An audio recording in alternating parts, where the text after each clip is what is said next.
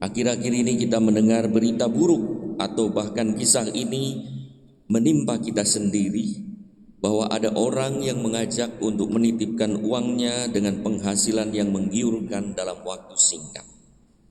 Awalnya tampak seperti tumbuh baik, tetapi akhirnya mencelakakan karena janji-janji penitipan uang tersebut tak terpenuhi hingga banyak orang mengalami malapetaka. Itulah apa yang kita dengar dengan investasi bodong atau arisan bohong. Orang yang berpengalaman pun berkata, setiap investasi itu membutuhkan waktu. Jangan mudah percaya pada investasi dengan bunga instan. Kalau investasi itu tampak buruk, jangan diteruskan, harus dipotong dengan istilah cut loss.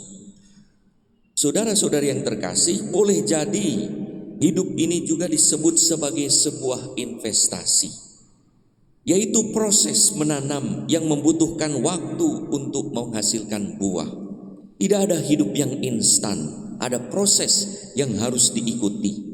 Ada banyak usaha dan tenaga yang harus dilakukan bagaikan seorang menanam pohon yang dipelihara dari benih yang kecil hingga menghasilkan buah.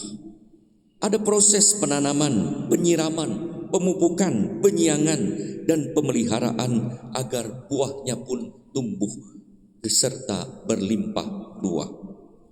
Saudara-saudari yang terkasih, kalau kita membaca orang-orang sukses dari hidup sederhana hingga menjadi kaya raya, ternyata bukan seketika. Ada banyak yang penuh perjuangan, ada usaha, ada kerja keras, bahkan ada keringat dan air mata. Misalnya ada konglomerat yang pernah menjadi tukang parkir, menjadi pedagang asongan, supir tembakan. Bahkan ada pejabat yang pernah menjadi pengangon kambing dan domba, menjadi tukang ojek, tetapi kemudian menjadi pelayan masyarakat dan orang terhormat. Usaha kecil itu dijalankan dengan tekun hingga pada suatu hari ada kesempatan istimewa dan mengantarnya pada jalan keberhasilan.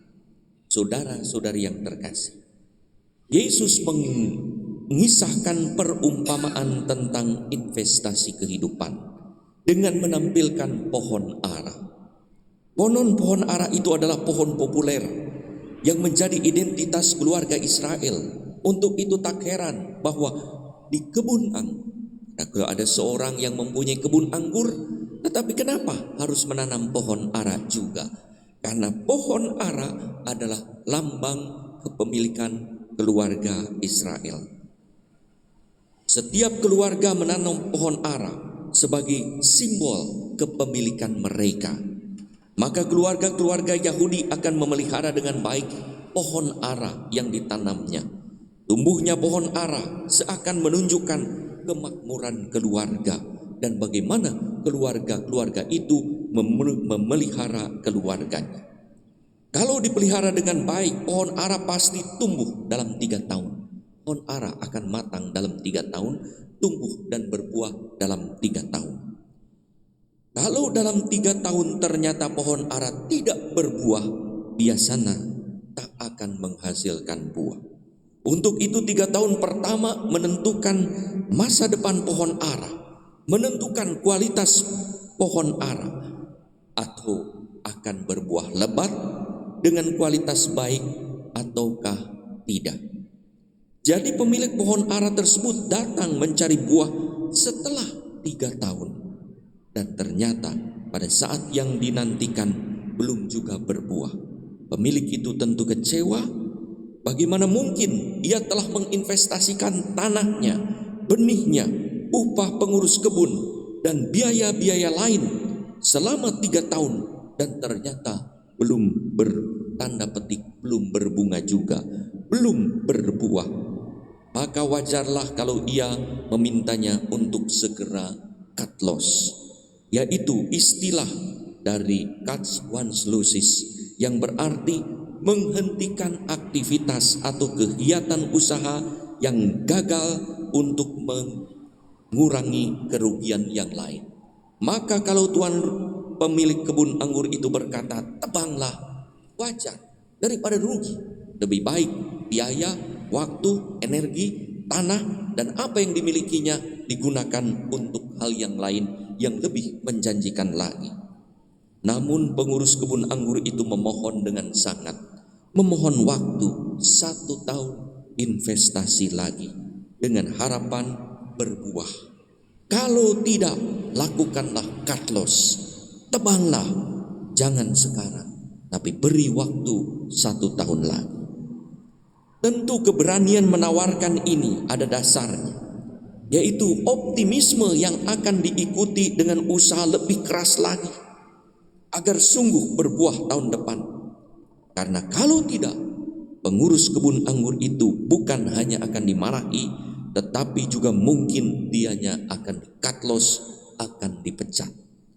3 tahun itu menunjukkan karya Tuhan Yesus di ruang publik, di mana Yesus mengharapkan buah dari perwartaannya sebagai investasi rohani kerajaan Allah. Allah sebagai pemilik pohon ara bermurah hati memberi waktu 1 tahun lagi untuk menghasilkan buah, memberikan waktu untuk bertobat, menghasilkan buah kerajaan Allah. Apa yang terjadi seandainya pada tahun berikutnya ternyata belum berbuah juga? Bisa jadi pengurus pohon ara itu berkata, berilah lagi 1 tahun waktunya. Biarlah saya memupuk lebih baik lagi, saya pelihara lebih giat lagi, melakukan pertobatan yang lebih bagus lagi. Pemilik anggur itu bisa jadi memberi waktu lagi sampai akhirnya berbuah. Saudara-saudari yang terkasih, itulah belas kasih Allah yang memberi kesempatan terus kepada kita untuk bertobat. Dalam arti tertentu, Tuhan telah menitipkan rahmat-Nya kepada kita sebagai investasi rohani yang harus berbuah pada waktu yang diharapkan. Kita dipelihara oleh Tuhan dengan berkat dan rahmat-Nya. Kita disiangi, kita dijauhkan dari segala gangguan, kita dibuat nyaman dan aman. Tetapi sejauh mana kita menghasilkan buah sebagaimana yang diharapkan oleh Tuhan? Kita dipelihara dengan baik, diberi waktu, bakat dan rahmat yang sesuai untuk kita masing-masing. Bagaimana seandainya Tuhan datang hari ini mau mencari buah pertobatan dari hidup kita? Apakah Ia akan bersuka cita atas karena harapannya terpenuhi, atau Ia kecewa dan berkata, tebanglah, enyahkanlah orang ini karena tak berguna lagi hidup di tanah kebun anggurku? Pohon ara yang berada di kebun anggur sengaja ditanam supaya berbuah. Saudara-saudari yang terkasih, gereja sebagai pengurus pohon ara memohon kepada Tuhan masa tobat, masa prapaskah. Tuhan, berilah kesempatan 40 hari lagi, masa pemupukan, agar rahmat dan berkat yang ditanam Tuhan pada pohon kehidupan kita dapat berbuah seperti yang diharapkannya.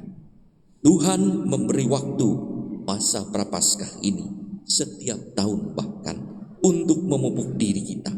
Mari kita sungguh memanfaatkannya hingga Tuhan datang mencari buah dan Ia mendapatkannya.